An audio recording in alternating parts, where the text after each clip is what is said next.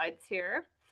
This is webinar number 10 out of a series that we've been doing since last year as part of a project I'm going to explain more about. And this one is Navigating Water Rights and Risks on Idaho Farms and Ranches, with a special eye towards our veteran farmers and ranchers who are perhaps new to land ownership and new to agriculture.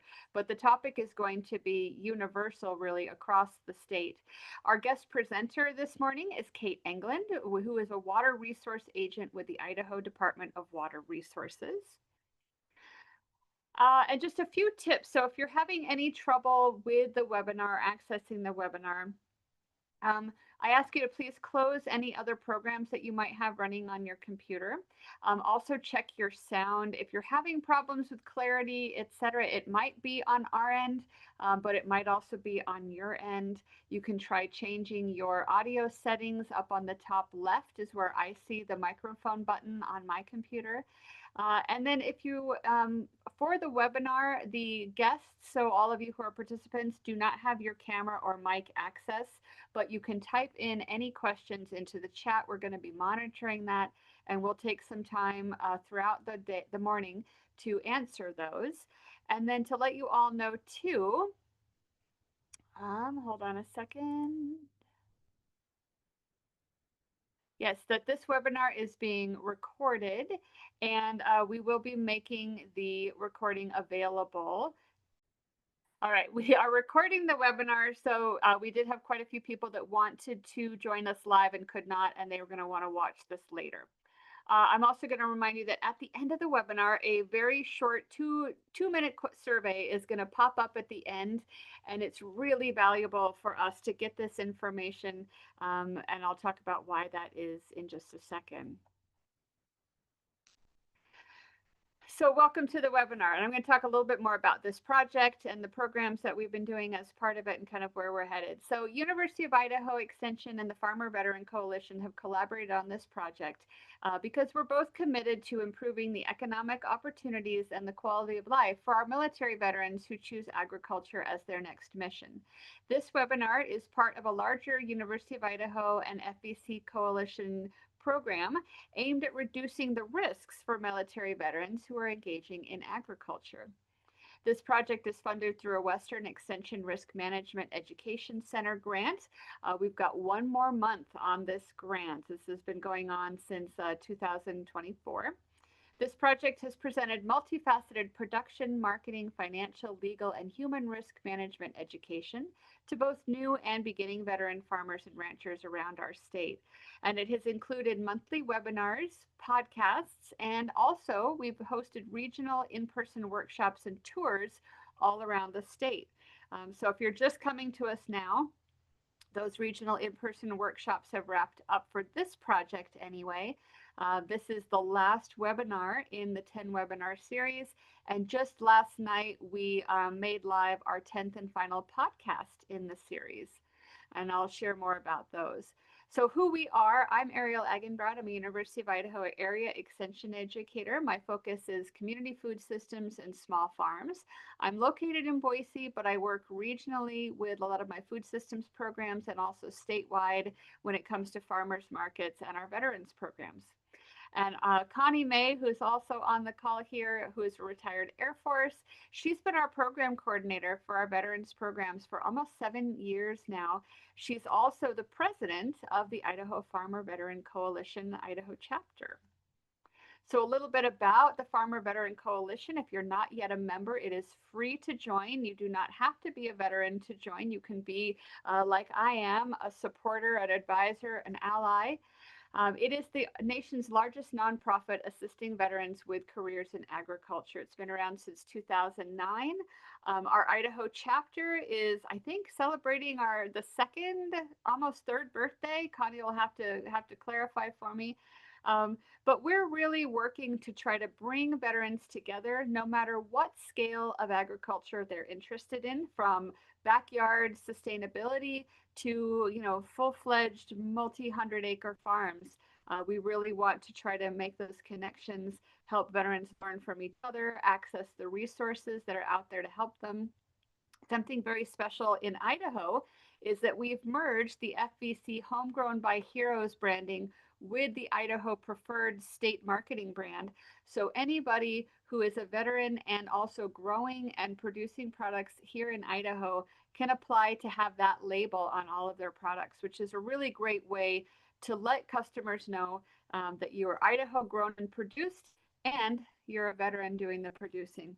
So there's a QR code that takes you right to the Idaho chapter page.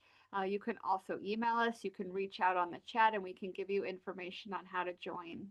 And we do have a stakeholder meeting coming up in October that would be live for those that are in the Treasure Valley area, and those who are in other parts of the state will be able to attend virtually. So I mentioned our other webinars and podcasts, and I'm taking a little bit more time on this one today because this is the final webinar.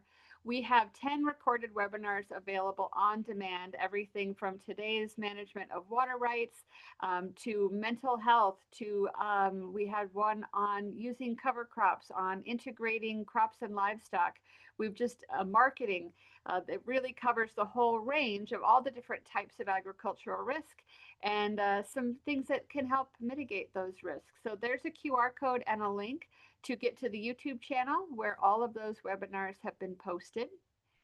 And then on the other side of my screen here is our Harvest Heroes podcast. So this is really special to me, near and dear to my heart. Connie has led the efforts on this one, doing one-on-one interviews with veteran producers, telling their stories about how they've implemented a lot of these different risk management strategies on their farms. They're all really easy listens. They're like 15 minutes or so. And it's just wonderful to hear the stories of our veterans from around the state, involved in everything from highland cattle to Christmas trees. I mean, just really running the range of the types of agriculture that happen in Idaho. So take a listen to that. Again, we have 10 episodes of the podcast and 10 episodes of the webinar. But our goals for today, kind of bringing it back to today's topic, and I don't want to take too much more time from Kate, but we have some goals for today. We hope that this is going to help you to learn more about the history of water rights in Idaho and when a water right is required. Just kind of, the basics. What are we talking about? We hope that this helps you to be more prepared when you're considering land to purchase or lease for agricultural operations. And maybe if you already own your land or you work with folks that are in this position, you'll be better able to understand or mitigate the water rights on land you already own.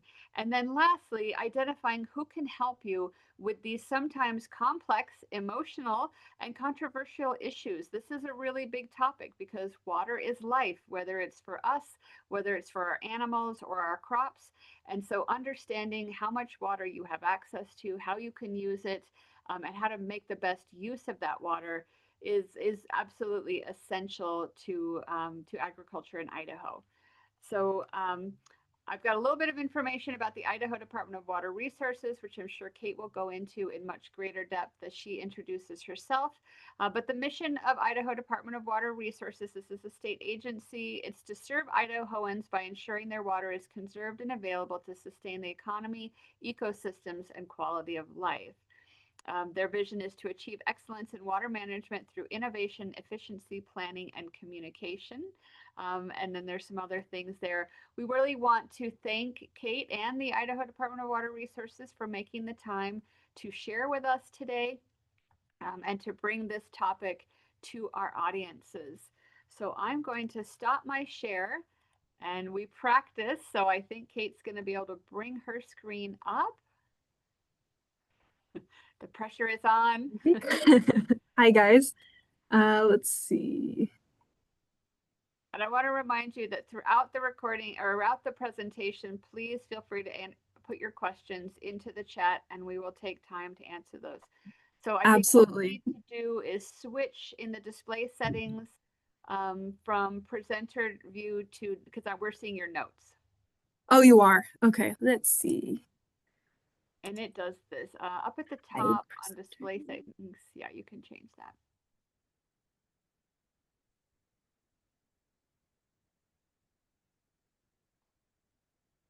I believe. Sorry, guys. No, it's fine. It's technology. Ah, that looks good. Do you see your notes? I do now. Do you? No. So we're perfect. Perfect. Okay. right. Yeah. And You know, as Ariel said, if you have any questions throughout the presentation, feel free to ask. I'm going to cover very quickly a handful of different topics that if you ask a question that I'm going to get into later, I'll just let you know and we'll circle back and touch up on, if I thoroughly answered the question or not. But yeah, this is water rights basics. I catered it to a new landowner or someone who might be looking at buying land. But I have been with the department for a year after working on various like fish population management projects, aquatic habitat, and fish passage projects with both Idaho Fish and Game and Wyoming Game and Fish. I have a degree in a Bachelor of Science of Biology, and I'm an Idaho native, so this is all stuff that is pretty near and dear and relevant to me. But yeah, so some of the topics that I want to cover are I'm going to go into a little bit of what Idaho Department of Water Resources mission is, the purpose of a water right. I want to talk about some exempt uses that you wouldn't need a water right for, the domestic exemption being the biggest one. So I'll go more in depth on that. What to look for when you look at a water right. I'll explain the public land survey, the water appropriation process, some important forms and places on our website, such as ownership and how to find a water right. And then we'll go over questions that, if you guys have any that aren't asked throughout the presentation.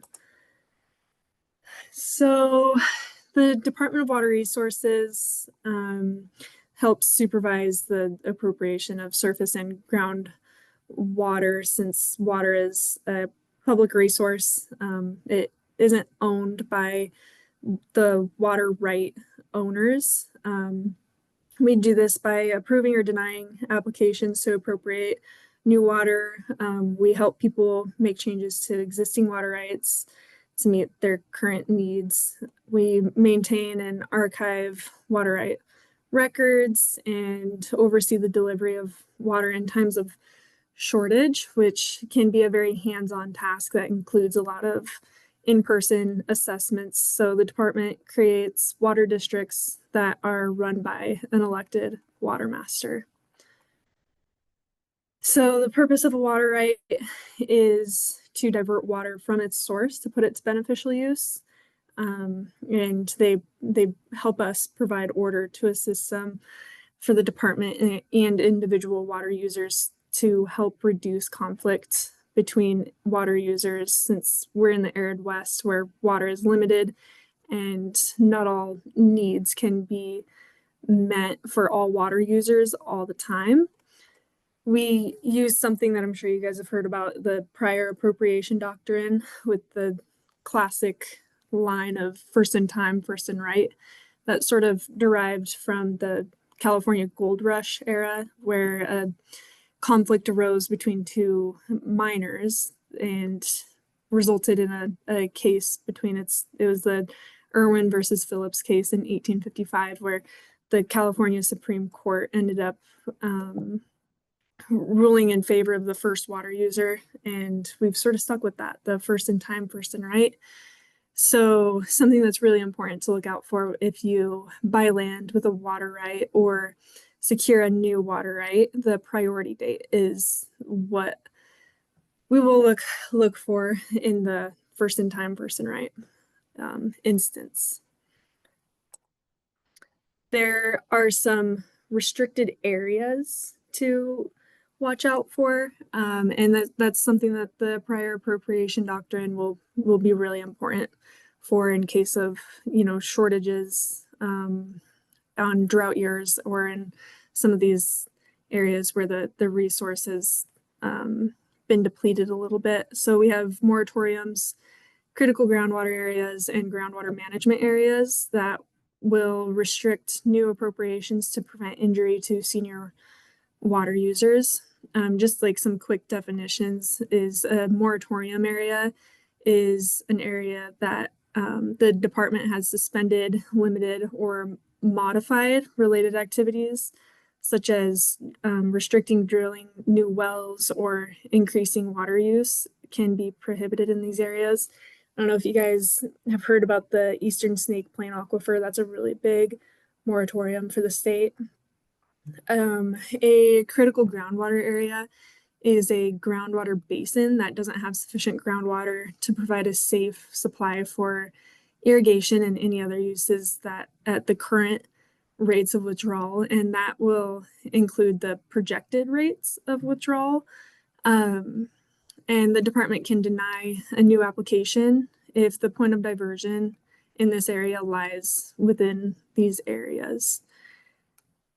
A groundwater management area is a groundwater basin that is approaching the conditions of a critical groundwater area and will start to sort of like scrutinize the administration and applications to appropriate water in any of these areas are approved only after it's determined that the sufficient water supply is available and that no prior water rights will be injured.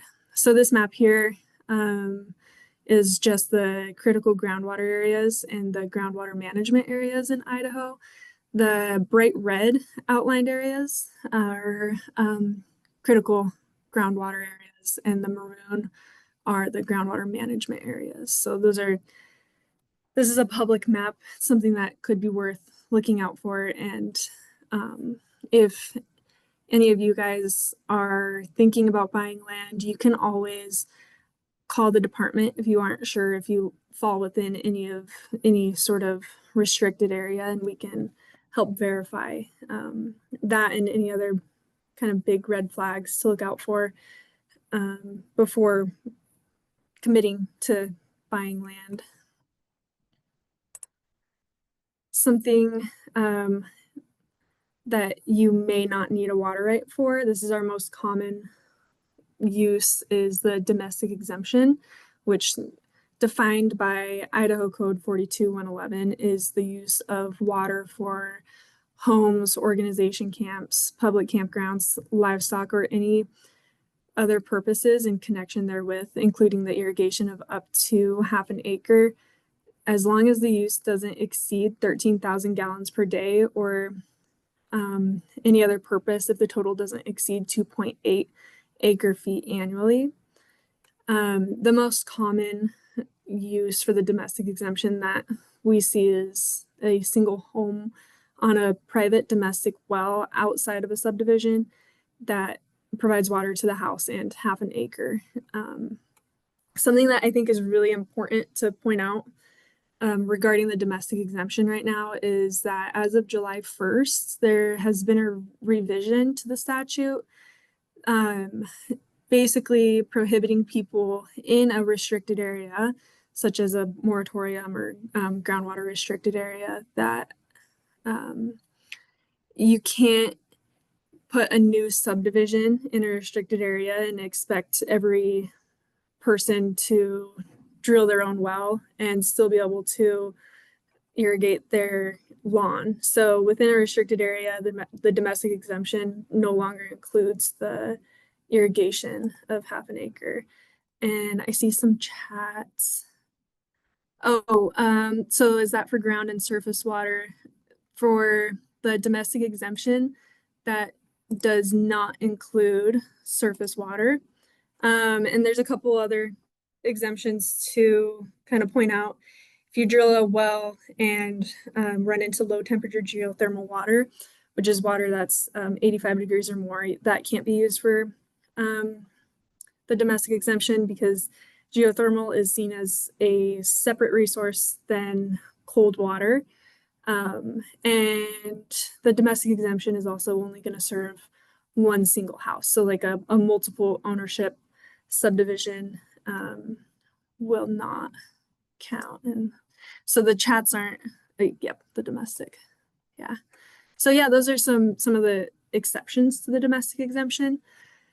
But some other exemptions to needing a water right that I want to point out are in-stream stock water. That's not as common, but if you don't have to divert water to feed your livestock, then you don't need a water right for it. It doesn't hurt to apply for a water right just so that it's accounted for, but it isn't totally necessary. If you have a creek running through your land and you want to feed your cattle with it, then you can absolutely do so.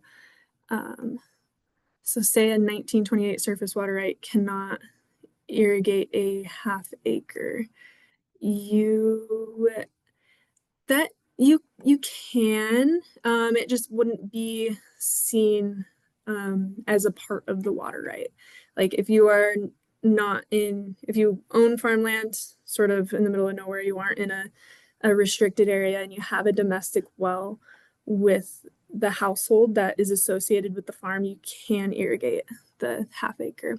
It's just within the restricted areas that and in a subdivision that you can't irrigate the half acre.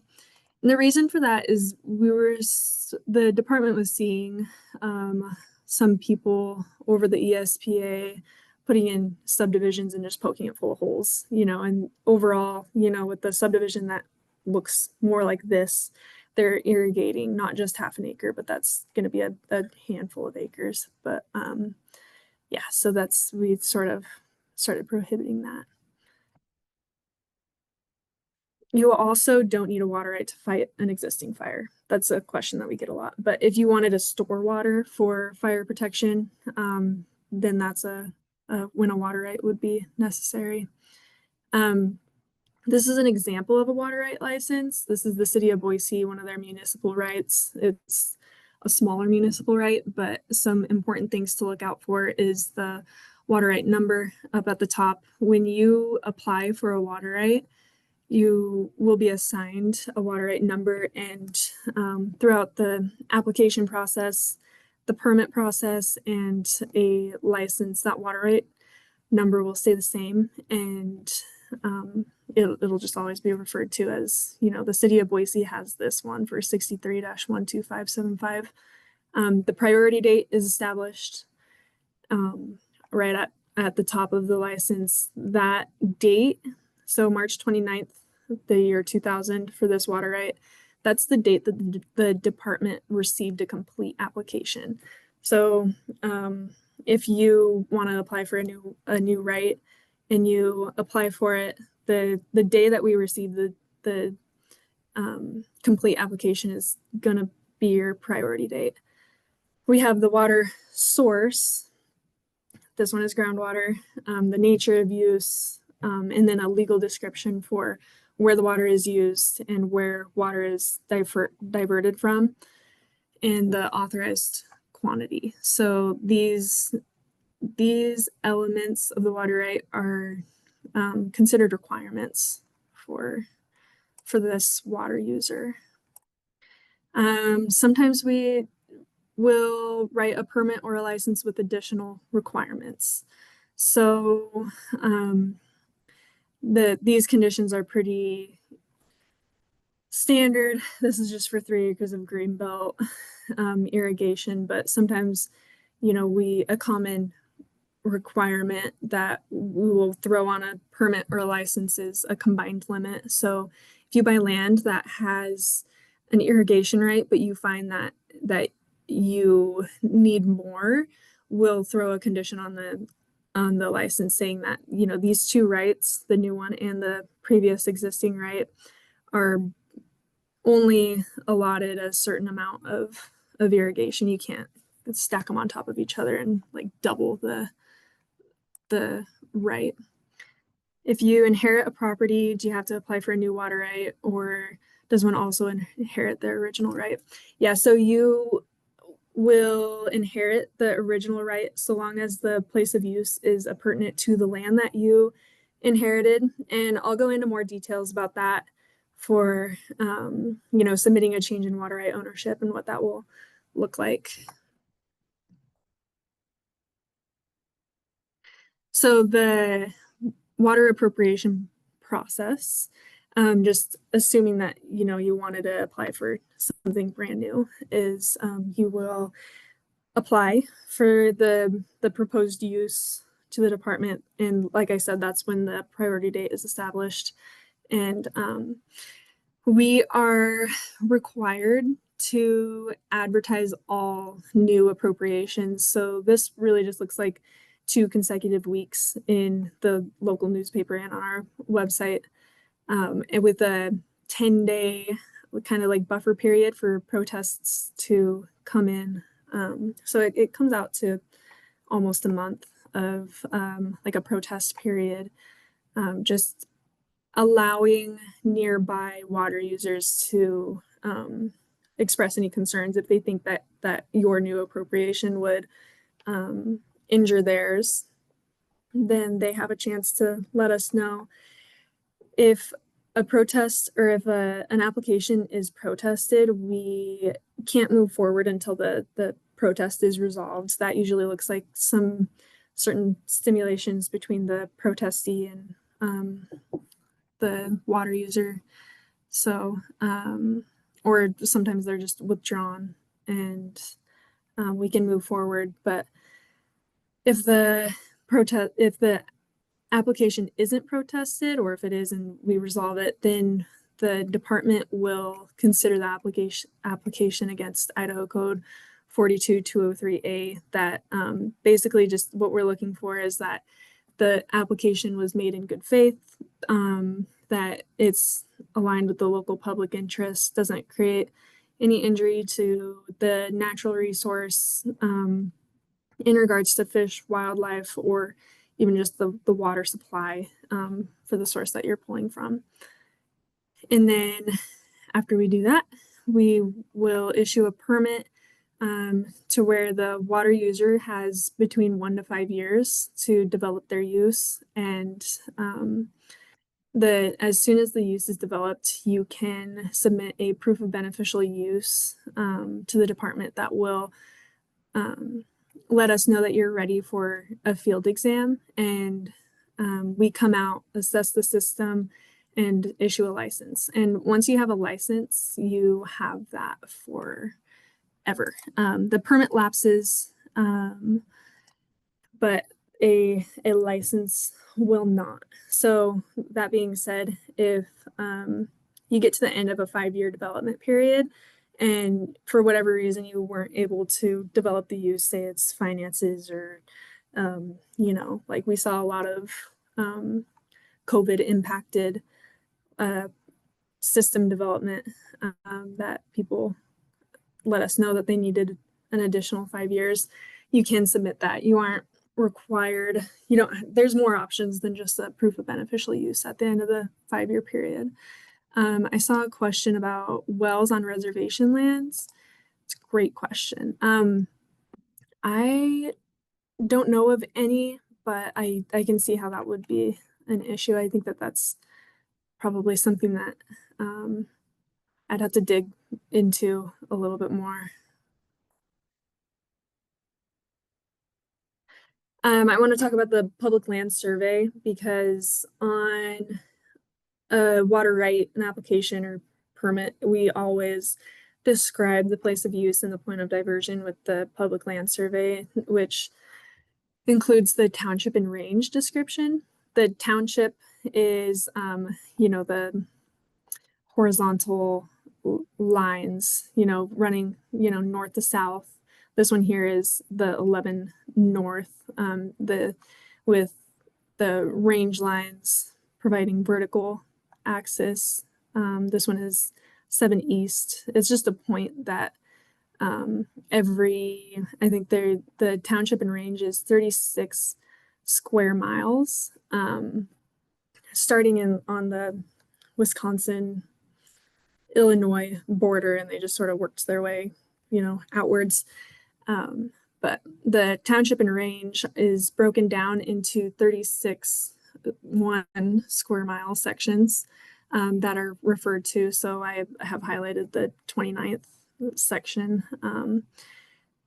When you apply for a permit or even want to look for an existing water right, it's just broken down into 11 north, 7 east, and then each section is broken down into quarters. I tried to find something that made sense. So I have a green dot here, and I think that's 34, the 34th section.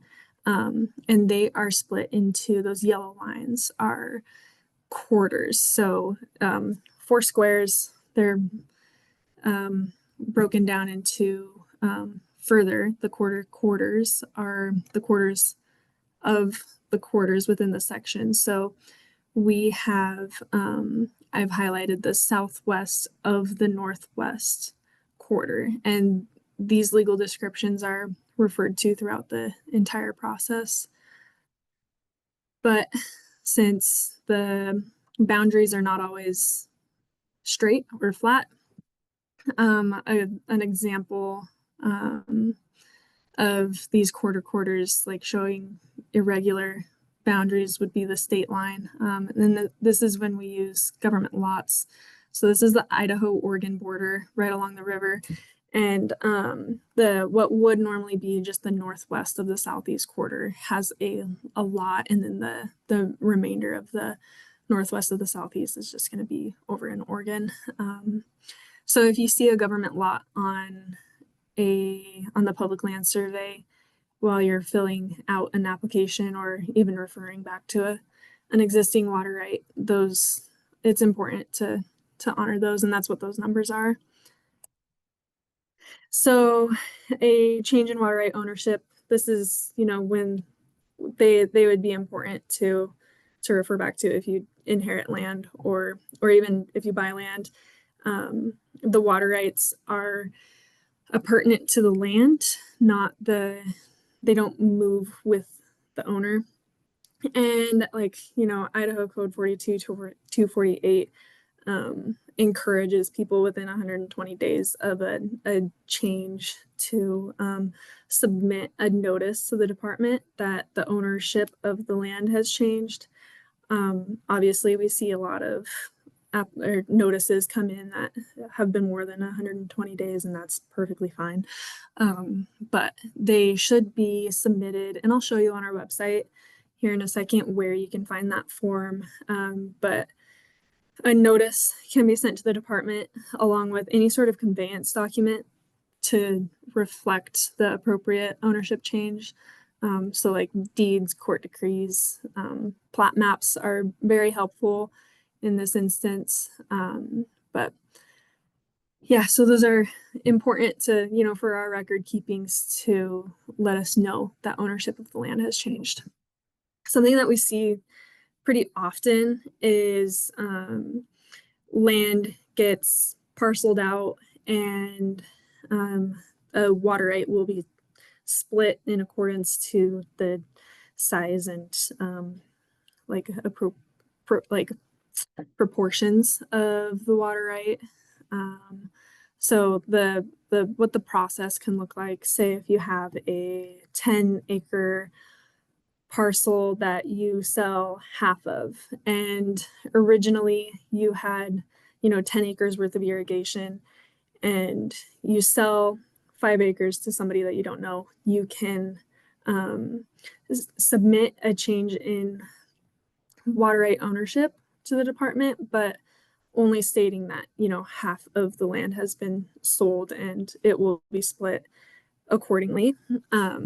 So selling half of your land doesn't mean that you're losing water rights, or that you would get to irrigate the full amount on half of the land. Another common process that we see, and these are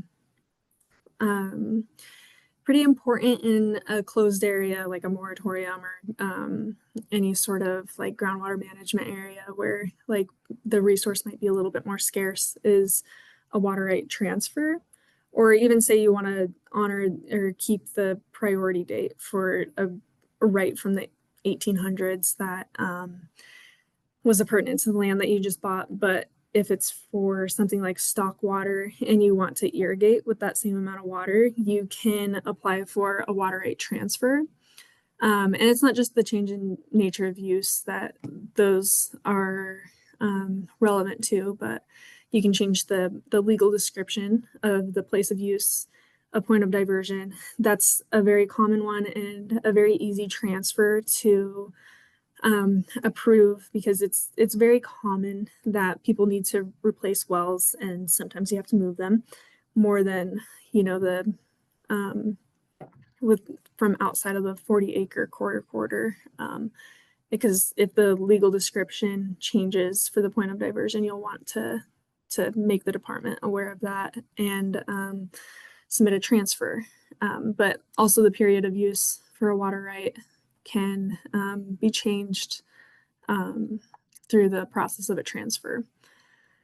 So just like a new appropriation, there's a lot of instances that the department will advertise these, and it's just part of the process of ensuring that the proposed changes are not going to result in an enlargement of use or injury to senior water right holders. We're going to want to run through the same process as an application to make sure that the new use is consistent with the current conservation practices and that it is in the best local public interest.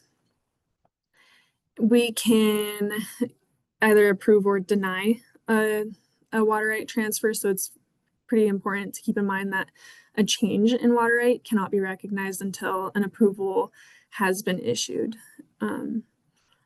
But I've seen in my time here people buying land and the use has already been changed. Like the system has been manipulated to honor a different use, so they'll be retroactive in applying for a water right transfer. It's not as encouraged, but that can be done. So some important places on our website to be aware of is the GIS and Maps Data Hub. So if you go to our website at idwr.idaho.gov, you can like hover over this Maps and GIS Data Hub and go to Explore Maps and the Find a Water Right. This is a map of existing water rights that you can search in. It'll show up in the top left corner. It's like a search bar and you can type in either an address, or if you have an existing water right number, you can search for those and see what the place of use is. We definitely encourage somebody who is looking at land to go through these searches, because real estate agents are not always on top of that. And yeah, it's important though to keep in mind, like these maps they're pretty crowded, and one of the reasons for that is when you pull up any parcel of land, it's going to show all of the water rights that include that land within the place of use. So this is, I have pulled up the Nampa and Meridian Irrigation District, and this is just somebody's household right here that I clicked on, and the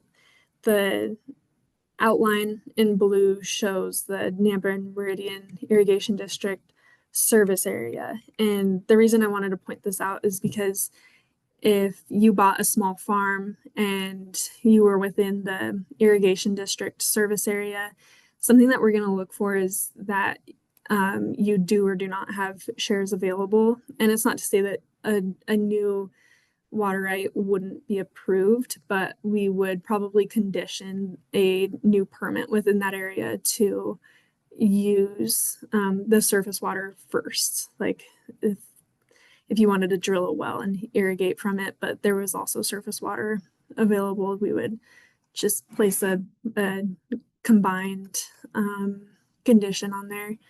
So that's something that it could also come in handy if you're in a restricted area, to make sure that you have shares available. All of the forms are located on our website. I mentioned the an application for permit that's going to be under new water rights. A notice and change in water right ownership is going to be under ownership. And like changes in use, that's, if you wanted to apply for a transfer, this is where you would find all of the forms. We also encourage people to notify the department if your contact information has changed. Say you're an old water right owner and your address changed. This is where you would find the form for that. So what is the difference between a water right and an irrigation right? I think I maybe worded some things a little bit funny there when I was talking about like irrigation shares through an irrigation company. So like a water right is just the right to use water, and an irrigation company will own, or like they will apply or secure a license to appropriate water within a larger service area, and they will rent out shares to individuals who live within that service area, if that makes sense. So yeah, like it's irrigation shares that people within a more municipal area are going to want to look for.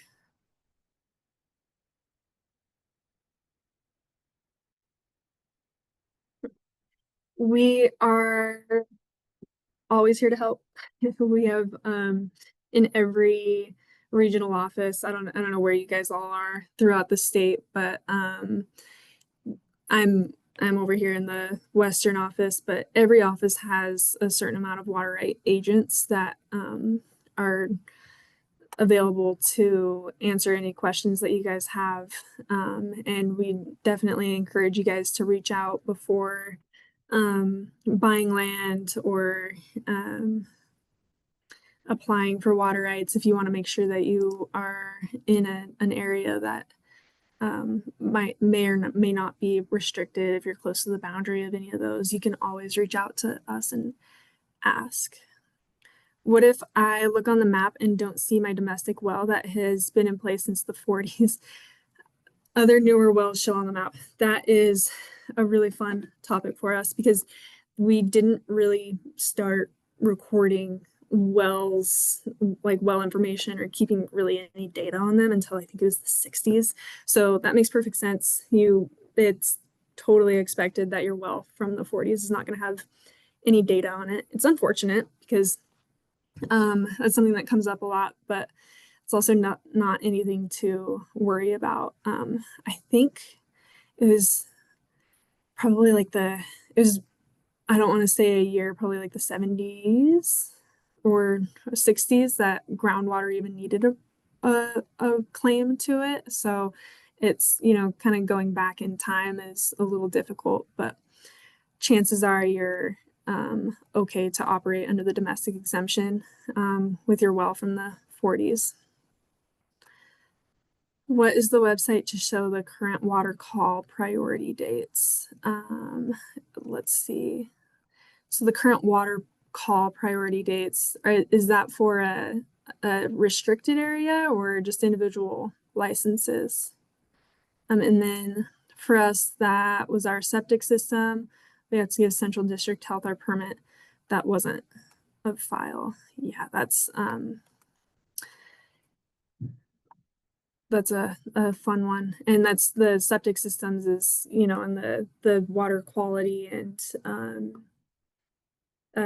health standards is something that the department doesn't have any jurisdiction over. Are there any other questions?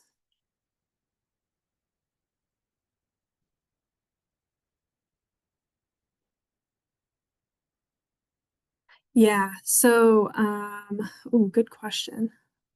So it sounds like what you're looking for is a list of priority dates for all water users in East Idaho. I'm not quite sure where exactly that is. I think the Eastern Regional Office would probably have a list readily available. Same with probably the Southern Regional Office since they're within the ESPA as well. But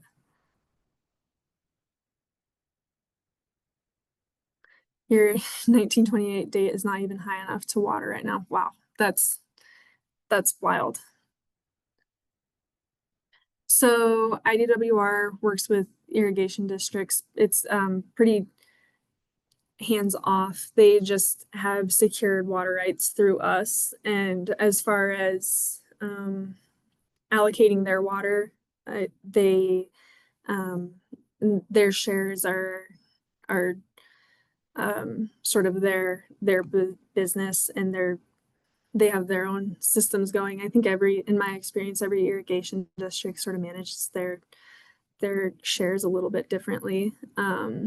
But the water right that any irrigation district has secured with the department also has a priority date. And yeah, if I have a seasonal creek running through my property, who determines when the water starts and stops running in the creek? Is it a natural creek that throughout the summer sort of dries up, or is there a head gate? And my guess is, like, if there is a head gate, you might have a certain amount of water users. There's head gates. Oh, okay. Yeah, it's the same thing. You can find on the water right finder map on our website all of the different water rights, and the water rights are public information, so you can sort of peek at the priority dates and see when the dates on the licenses are available. There's usually, for any given area, a sort of standard irrigation season. A very common one that we have here in the Valley is like March 15th through October 31st. And that's just sort of like a standardized season that people usually are licensed and permitted for. If you're questioning the irrigation season, you can always call the department and see what the irrigation season is for your area. How do I find out where the head gates are and who manages them? That is, so chances are, I think head gates, like, they can be on private land with an easement, or if you are within a like water district, chances are you have a water master, and they'll probably be the main person managing them. And to find your water master, or what water district you are in, if you are even really within a water district, you can call the department and give us, like an address or something to look at and see who might be the person to contact. You're not in a water district. Okay, that's interesting that it's being sort of like managed by someone upstream of you. But yeah, you'd probably try to locate the head gate, see whose land it's on, and contact the landowner if you can, and maybe go from there.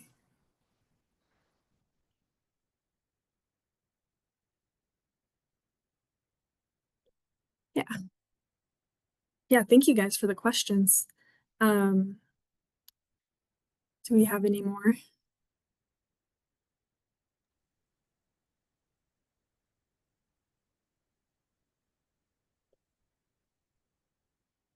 I'm not seeing any more, but we can still give them a few minutes, because sometimes just wrapping your head around, like, what exactly is my question?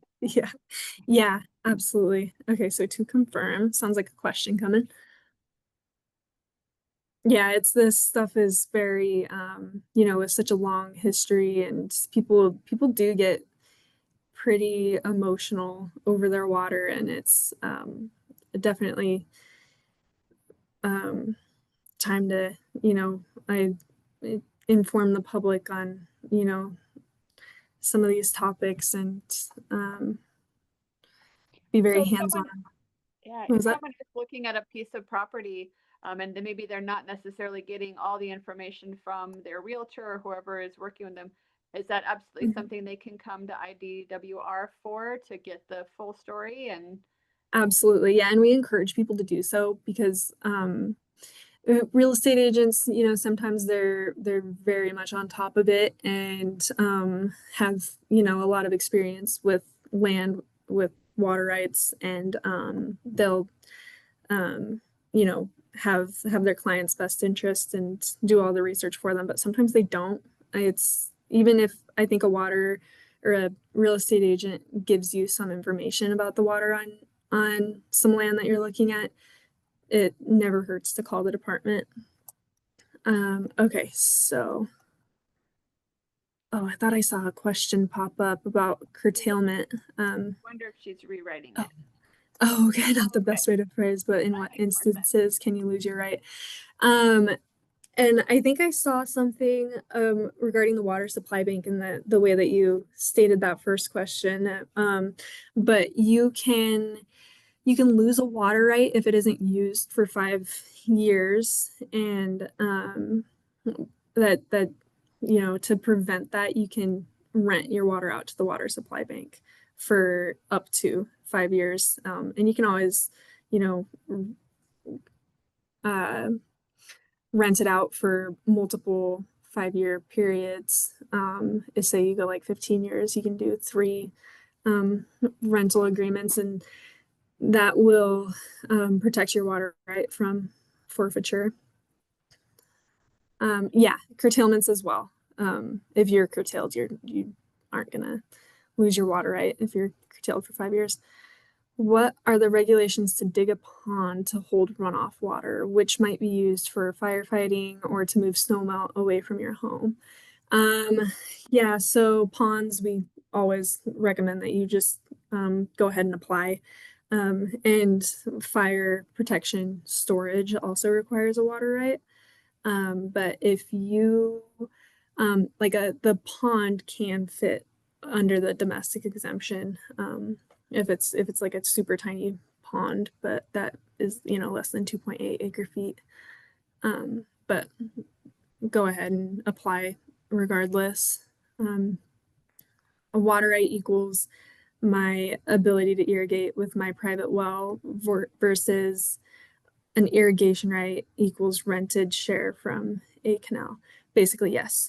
Yeah, an irrigation share. So a water right um, that that you personally apply for or inherited and have gone through the change in water right ownership process is your right to use the water with whatever your licensed or permitted beneficial use is. And an irrigation share through an irrigation entity is rented. It's using water under somebody else's right.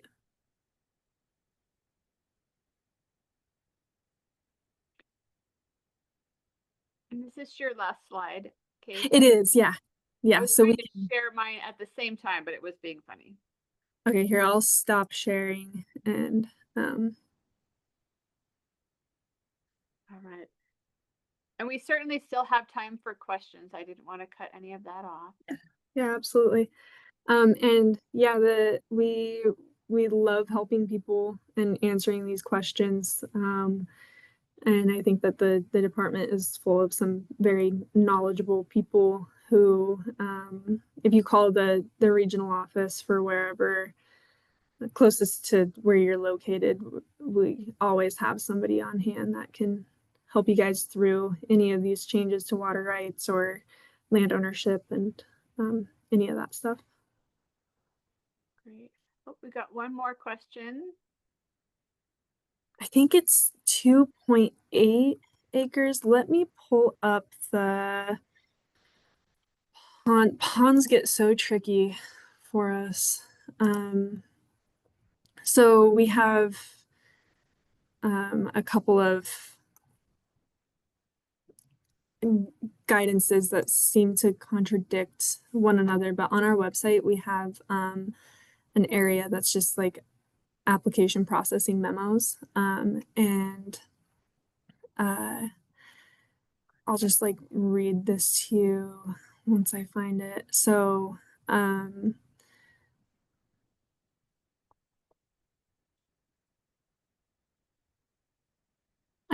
incidental pond, that's something that we see a lot. Like if you guys like dig out a gravel pit and run into groundwater, you know, you wouldn't need a water right if you intend to fill the pond back in. And okay, so it says here a water right permit is not required to construct and use a pond or ponds to collect and reuse irrigation runoff as long as the water is used on the lands from which the runoff occurred. That doesn't quite explain the volume. Okay, yeah, it's the domestic exemption for ponds, so 0.04 cubic feet per second or 2,500 gallons per day.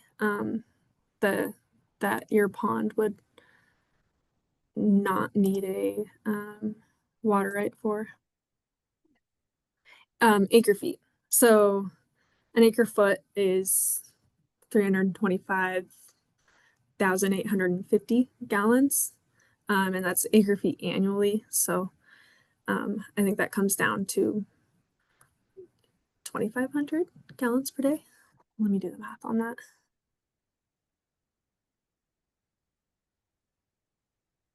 Oh, 892 gallons per day. I don't know where I got 2,500, but yeah, so and that includes the evaporative and seepage losses. So as long as you're within that domestic volume, a pond is can be exempt.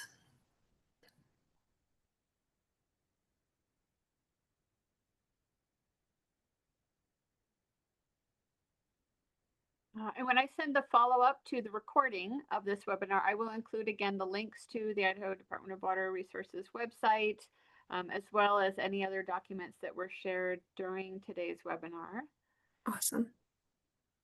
Yeah, and if you guys have any questions, you know, later on, feel free to reach out to the department, and I can pull up that last slide with the regional offices if you guys need. Yeah, I can stop this again because I put the link in there. I just asked Right. if you would please go and take our 3-question survey. It's very quick, and we use that information for reporting to our grantor to hopefully be able to do more of these kinds of things. So yeah, I'll let you pull that one up. Really appreciate all the lively discussion and all of the questions, and hopefully we've connected folks with a resource that they can use if they have these questions, and obviously folks that are here to help them.